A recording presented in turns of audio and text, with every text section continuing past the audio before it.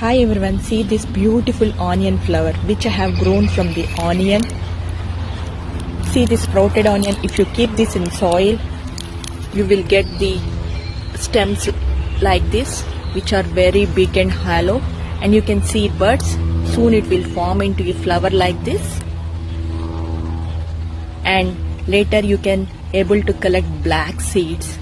So if you seed those seeds, you will get onions. So from onion you will get seeds, and from seeds you will get onion. This is the procedure. This is the life cycle of onion. ఇది onion flower.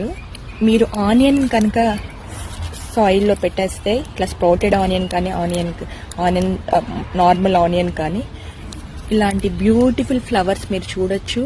From these flowers మీరు seeds, black seeds వస్తాయి. ఆ seeds ని వేస్తే మీకు onion వస్తుంది.